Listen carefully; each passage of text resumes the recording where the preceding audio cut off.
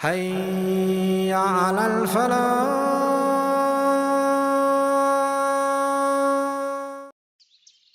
Qala. Now, Dawah was about to speak. Now let me tell you what's going on here. The controversy. I told you this surah has some difficult interpretation. There are several Israeliyat. And I'll give you the most horrendous version, and I'll give you the mild version within Ahl Sunnah. I'll give you both. Even though I'm inconvinced of either. I'm not convinced of either, but they're mentioned in our classical tradition, so I'll at least have to mention them to you.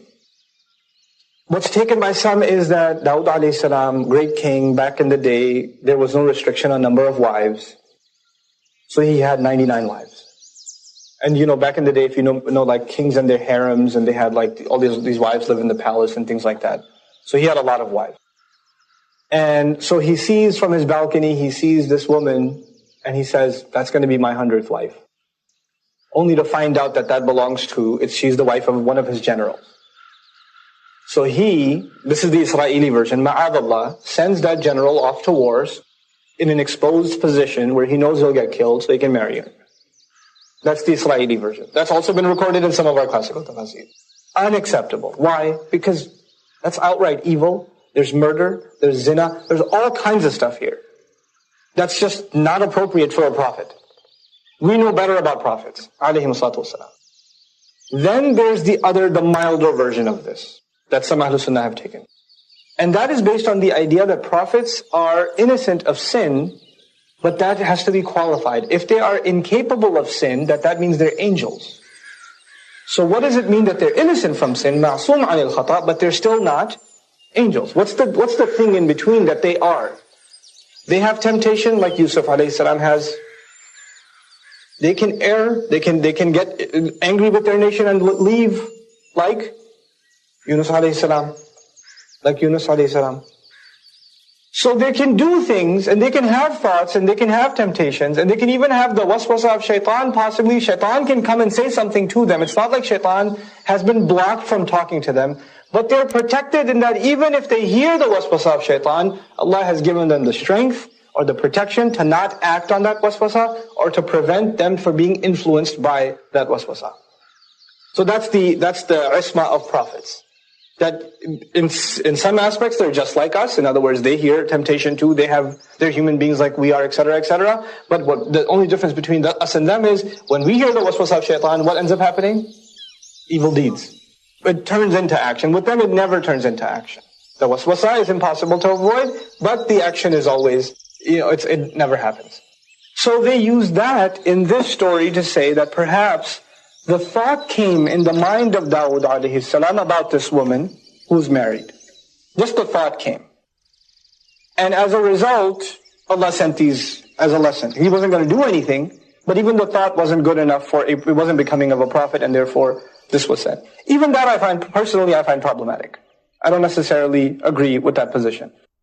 I'm very happy, and my heart was very content with the explanation offered by Dr. Fadl Salih Hassan al-Ra'i, who says that the first place we should look for an explanation of the Qur'an is the Qur'an's clear language itself. The Qur'an itself possesses the ultimate reminder, so let's look inside the Qur'an itself. The thing of it is, there are already, as I've told you the story, there's already a few things we've passed through that should have caught our attention. One, a huge number of people has walked in. Two, fafazi'a, he's thrown off. Now a judge, in order to make judgments, has to be calm. If a judge is under pressure, if a judge is stressed out, if a judge, for example, is going through a divorce and he's a divorce court judge, it's not a good thing. Because if she's a woman, anybody coming into divorce court, that man's going to get it. Because she is going through a divorce herself. You understand? A judge has to be emotionally calm, with no pressures on him. There's already a problem with him as a judge in this situation, because when they walked him, they what? Terrified him. They terrified him. He's not in his right state of mind. Fazi'a. This is important to understand. Because faza' actually has to do with qudrat al-aql. The capability of understanding, the capability of making judgments is impaired because of the word faza'. Now, the other thing is, even though they said, don't worry about it, we're just here about a case, does that mean he's completely not worried about it anymore?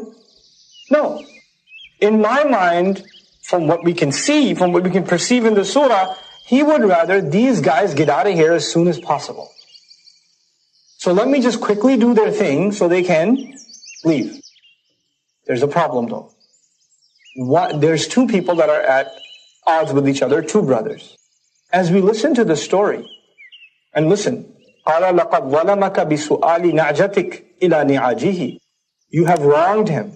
He's wronged you by asking you for your sheep to add to his own. وَإِنَّ كَثِيرًا مِنَ الْخُلَطَاءِ لَيَبْغِي بَعْضُهُمْ عَلَى بَعْضٍ. And there are so many khulata. Khulata means people that are intermingled with each other, business partners, relatives, people that work together, people that are hand in hand, deal with each other a lot, like siblings that live together in the same room, keep having fights with each other. People that go to work together keep stepping on each other's toes.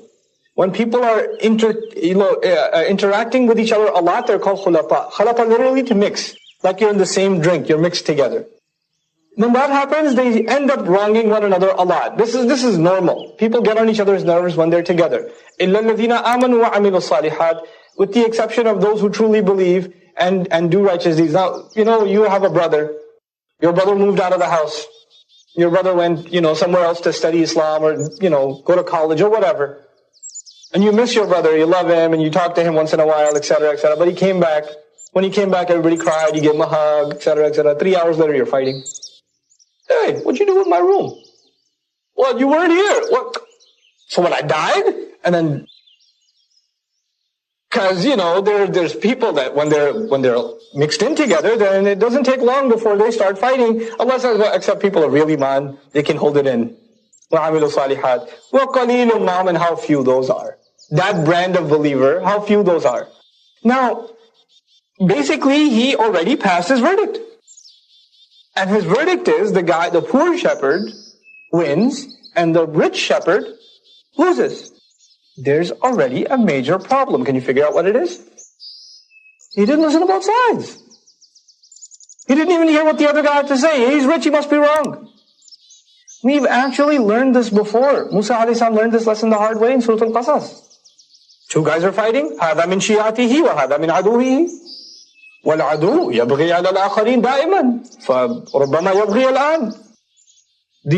This one's from his group, the Israelites. This one's a Coptic from the Egyptians.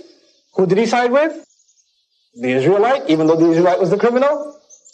Because he figured these guys, they tend to do that. Rush to judgment.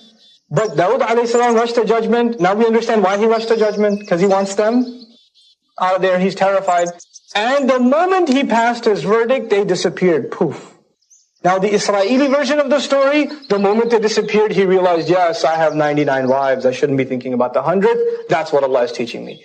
That's to me still, wallahu alam, is unacceptable. Rather, the moment they disappeared, وَظَنَّ دَاوُدُ أَنَّمَا فَتَنَّاهُ, and Dawood, the thought came to Dawood that we're testing him. As he was talking, in the middle of his verdict, he's like, oh, I was being tested, wasn't I? فَاسْتَغْفَرَ رَبَّهُ. Then he asked forgiveness of his master. وَخَرَّ رَاكِعًا, and he fell into ruku'. خَرَّ رَاكِعًا also implies he fell on his knees. To put pressure on your knees by your hands, or just to fall on your knees. خَرَّ رَاكِعًا وَأَنَابَ, and he returned back to Allah. He made tawbah to Allah. I don't have the markings in this digital mushaf. It's an ayah of sajda, is it not? Let's make sajda, inshallah ta'ala. Assalamu alaikum wa rahmatullah. If you enjoyed this video, please do share it with friends and family. If you want to see more videos from this series, click on the box at the top. If you want to see other videos, click on the box at the bottom. And don't forget to hit the subscribe button. Thanks.